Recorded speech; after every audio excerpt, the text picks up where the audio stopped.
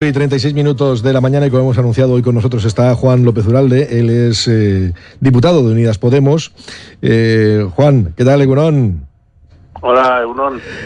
Bueno, ayer Unidas Podemos lo que hizo fue impulsar una ley, ¿no?, para crear una eléctrica pública, una alternativa, después de todo lo que se está hablando realmente. Bueno, impulsar una eléctrica de estas características sería algo para medio y largo plazo, ¿no? Me imagino, claro.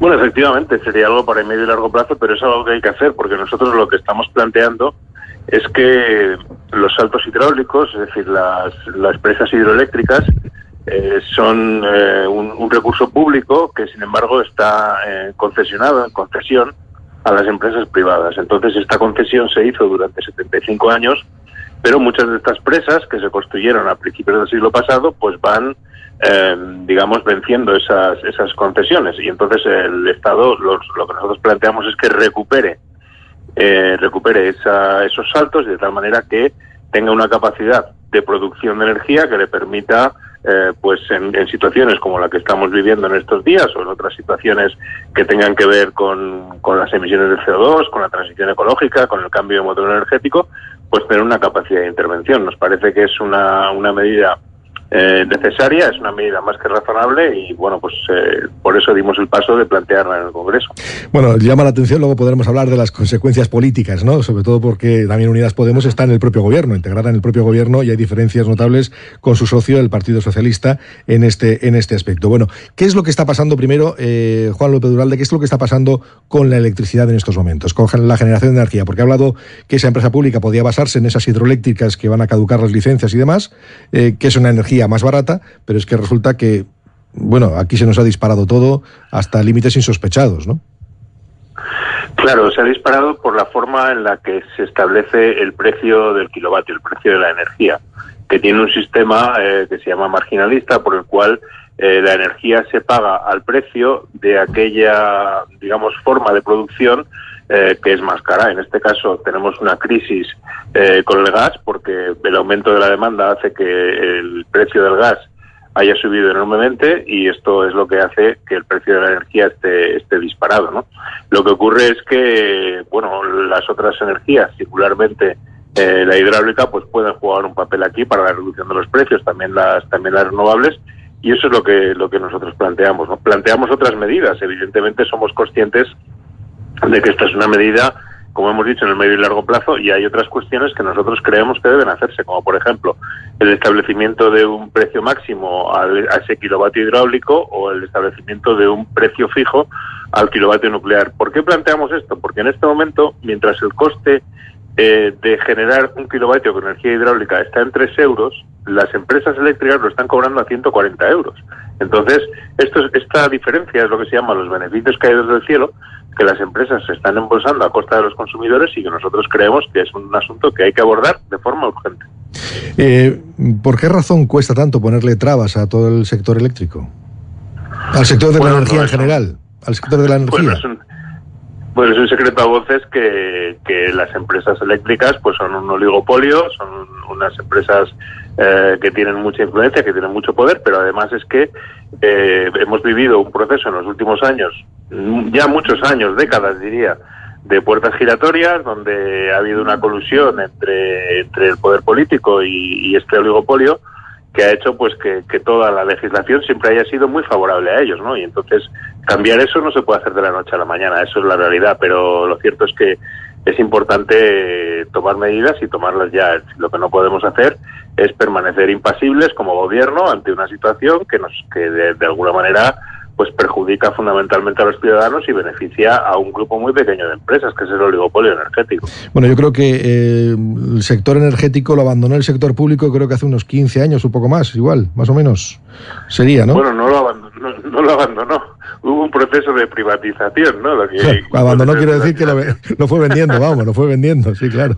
Sí, efectivamente, pero vamos a ver, desde la derecha se nos acusa de propuestas bolivarianas, etcétera, ¿no? Lo cierto es que en Europa, en toda Europa, la mayor parte de los países, con la excepción de Portugal y de España, tienen empresas públicas de energía. Lo tiene Francia, lo tiene Italia, en fin, todos los países tienen empresas públicas o empresas de participación pública, y es lógico, porque la energía es un sector estratégico para todos los países, ¿no? Y por lo tanto es lógico que haya una presencia pública, ¿no? En España no, España tiene una situación paradójica, ¿no? En la cual la antigua empresa pública, que era Endesa, se privatizó y en este momento es propiedad de otra empresa pública. Lo que pasa es que es italiana, ¿no?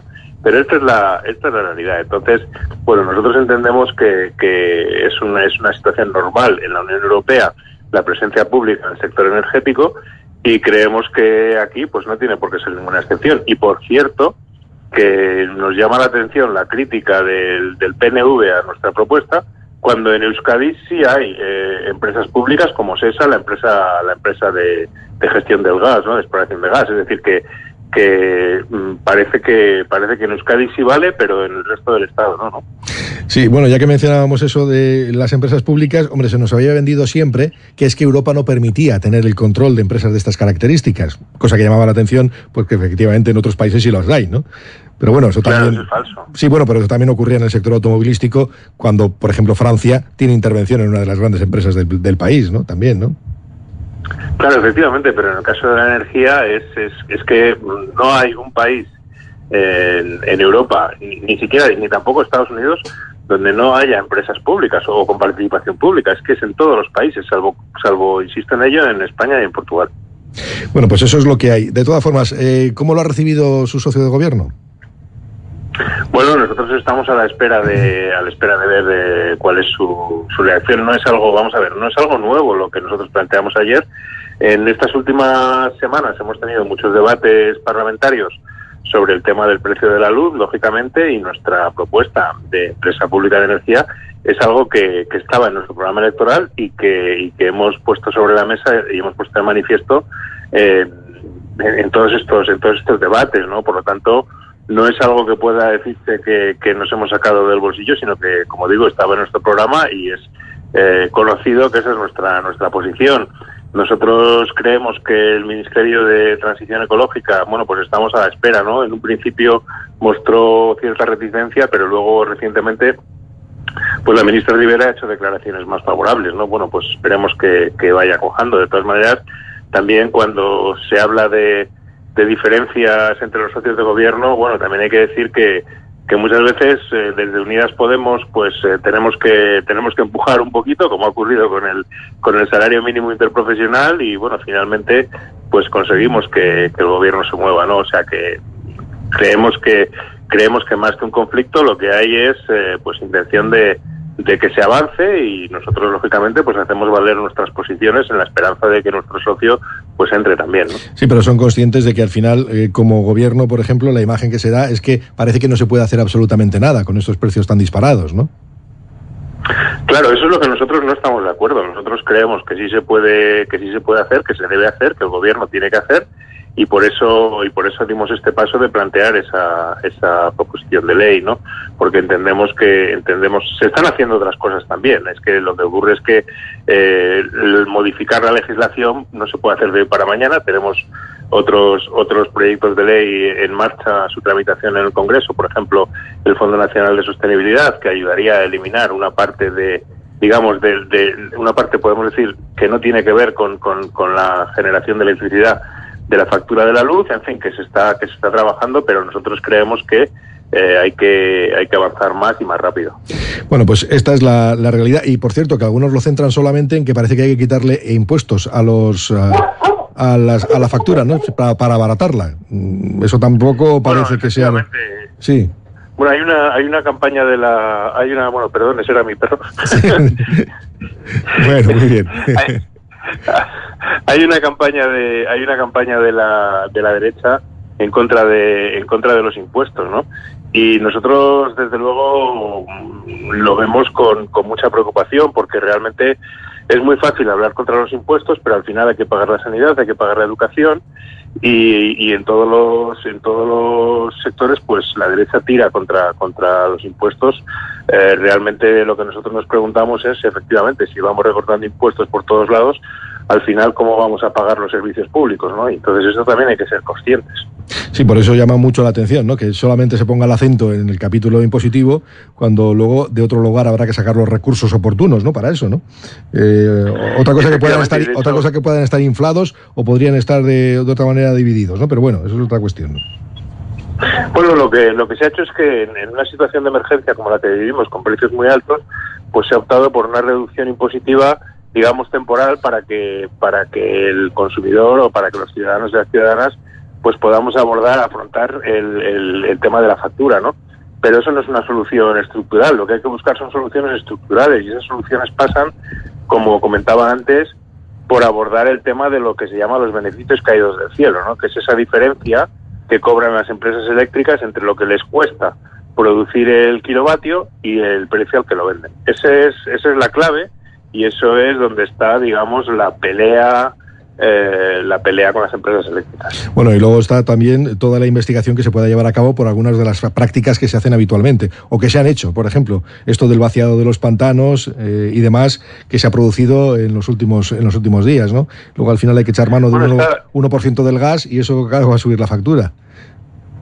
Claro, pero está muy relacionado. Es decir, las empresas eléctricas han vaciado los pantanos para producir electricidad a precio muy alto. Como el precio de la electricidad está muy alto, en ese momento el generar mucha energía hidroeléctrica les genera muchos beneficios, y por lo tanto pues han cogido y se han puesto a vaciar pantanos a saco, ¿no? Es decir, a producir energía hidroeléctrica a saco para cobrarla a precio de gas. Eso es lo que ha ocurrido. Por lo tanto, precisamente justo ayer una sentencia en Castilla y León, del Tribunal Superior de Castilla y León, en el cual se rechaza una demanda de Iberdrola, porque se dice que efectivamente esta sentencia lo que viene a decir es que efectivamente hay usos más relevantes que el uso hidroeléctrico, entre ellos el caudal ecológico de los ríos, que tiene prioridad sobre el uso energético. Es decir, claro, también hay que tener en cuenta que estamos hablando del agua en un país fundamentalmente donde el agua es un bien escaso, y por lo tanto donde hay diversos usos, ¿no? El uso de riego, el uso de agua de boca, y también el uso recreativo, porque en muchos embalses, en la ribera de esos embalses, pues para los pueblos de la zona, que normalmente es en la zona de lo que se viene a llamar la España vaciada, pues son áreas de recreo importantes, interesantes para un atractivo para el turismo y demás, ¿no? Por lo tanto, hay muchos usos que son conflictivos entre ellos, y no se puede permitir, o nosotros pensamos que no se puede permitir, y por eso creemos que es bueno que haya que el agua, que la gestión del agua fuera pública, la gestión del agua para hidroeléctricas me refiero, porque el agua ya es un bien público, pues para, digamos, gestionar estos distintos intereses que hay, ¿no? Y no solamente que todo vaya en beneficio de las eléctricas. Bueno, pues eso, y además de pocas, ¿no? Que eso está en manos de unas pocas, de tres. Además de pocas. De tres, ¿no? Que es en manos de tres. O sea que, digo que es que competencia no hay, como quien dice, en este asunto. Vamos, no hay... No, es un sistema oligopólico donde tres empresas controlan prácticamente el 90% de la producción eléctrica. Sí, porque las grandes justificaciones en su día con las privatizaciones era que esto podía generar más competencia para que uno pudiera, en este caso, decidir, ¿no? Con cuál se iba, pero es que realmente estamos hablando de que funcionan exactamente igual. Sí, es un sistema oligopólico donde en muchas ocasiones pues se ha denunciado por muchísimas cuestiones, y esta es una de ellas, ¿no? En la cual pues prácticamente es muy... Por eso cuando decías ¿por qué es tan difícil, no? Bueno, porque es muy difícil cambiar este modelo que está controlado. Prácticamente podemos hablar casi de monopolio, ¿no? No es exactamente un monopolio, pero podría serlo, ¿no? Y en ese contexto es en el que nosotros decimos que la presencia de una empresa pública, pues que tuviera como interés prioritario el beneficio, el bien común frente al beneficio económico inmediato, pues podría romper esa unidad que ahora mismo existe, ¿no? Entre ellos. Sí, porque es que hay cosas que muchas veces no se comprenden. En el común de los mortales, pues tenemos dificultades para enterarnos muchas veces de cómo van las cosas. Tampoco entendemos por qué razón el que entre un componente como el gas, por ejemplo, en un 1%, pues al final sea el que genere el precio de toda la factura. Es que son cosas incomprensibles, ¿no? En lugar de hacer una media, por ejemplo, digo yo, de cada uno se compute por un lado. Bueno, ¿no? claro.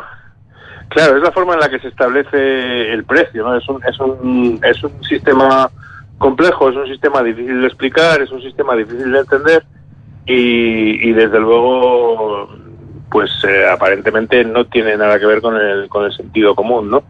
Y bueno, en la situación en la que se está dando ahora, pues desde luego queda de manifiesto, pone de manifiesto hasta qué punto es necesario cambiarlo y es necesario cambiarlo porque ahora mismo no todas las formas de producción energética cuestan lo mismo y además es que tenemos que promover el que las formas más baratas de energía, como son las energías renovables fundamentalmente, pues sean las que utilicemos prioritariamente y este sistema pues no necesariamente prioriza o beneficia a las energías renovables, ¿no? Por lo tanto, es necesario en el sistema eléctrico un cambio estructural y nosotros somos conscientes de ello, de que el cambio necesario es estructural, no son cambios puntuales, ¿no? Y por eso desde el comienzo hemos comentado que esta propuesta nuestra es una propuesta al medio y al largo plazo, ¿no? En el sentido de que ese nuevo actor público tendría que irse construyendo, pero lógicamente es uno de esos nuevos factores que cambiarían el actual panorama eléctrico español. Sí, hablaba de la generación de energía, menos mal que ha desaparecido ya ese impuesto al sol, ¿no? Que Soria nos planteó, porque eso también limitaba las posibilidades luego del autoabastecimiento, ¿no? De que uno pudiera generar también su propia energía, pero yo no sé si hay un impulso muy concreto a que esas cosas se hagan todavía, ¿eh? Bueno, desde luego lo que ha habido que hacer, vamos a ver, yo recuerdo hace no tantos años, yo todavía estaba en Greenpeace, pero hace no tantos años la conexión de la energía solar fotovoltaica a la red era ilegal porque se consideraba peligrosa, es decir, que estamos avanzando mucho, pero más despacio de lo que sería necesario, porque realmente el problema que tenemos es que necesitamos un cambio de modelo energético y lo necesitamos ya por el problema de cambio climático que estamos sufriendo. No cabe duda de que la producción descentralizada, el autoconsumo son fundamentales en este nuevo modelo, porque de alguna manera lo que tenemos que tender no es solamente a cambiar una forma de producción de energía por otra. Esto no es solamente cambiar el carbón por la energía eólica o por la solar, sino es distribuir la producción energética de tal manera que se democratice, ¿no? este sistema, este modelo. Y ahí juega un papel muy importante, pues por ejemplo, efectivamente el autoconsumo, ¿no? Que no es ni más ni menos que tú puedas producir una parte de la energía que consumes. El autoconsumo también ha sido muy perseguido por las grandes eléctricas, es decir, que el impuesto al sol no es una casualidad, o sea, la derecha lo impone para evitar que ese modelo pues se extienda, y lo hace de alguna manera de la mano de las empresas eléctricas, es decir, que la ciudadanía tira para adelante, las eléctricas intentan evitar el cambio, y una vez que ese cambio ya es irreversible, entonces se suman, ¿no? Como ahora está ocurriendo con las grandes plantas renovables y demás. Pues Juan López Uralde, por cierto, ¿qué tal va su proyecto de Alianza Verde? Ya formado hace un par de meses, ¿no? Sí, pues va muy bien. Nosotros entendemos que, desde luego, los ecologistas y las ecologistas que estamos en Unidas Podemos, entendemos que tenemos que tener una representación y una visibilidad propia dentro de Unidas Podemos. Creemos que el proyecto de Unidas Podemos es un proyecto en gran parte fundamentalmente verde, y lo que estamos haciendo es pues organizando ese ala verde de nuestro proyecto, y la verdad es que estamos muy satisfechos de cómo está yendo. Ha tenido una acogida muy buena, porque hay mucha gente que entiende que el verde pues forma parte de nuestra identidad. Pues Juan López Uralde, con Alianza Verde y diputado de Unidas Podemos, le agradecemos el que haya estado esta mañana con nosotros. Que tenga una buena jornada. Eskerrik asko. Eskerrik asko, bai.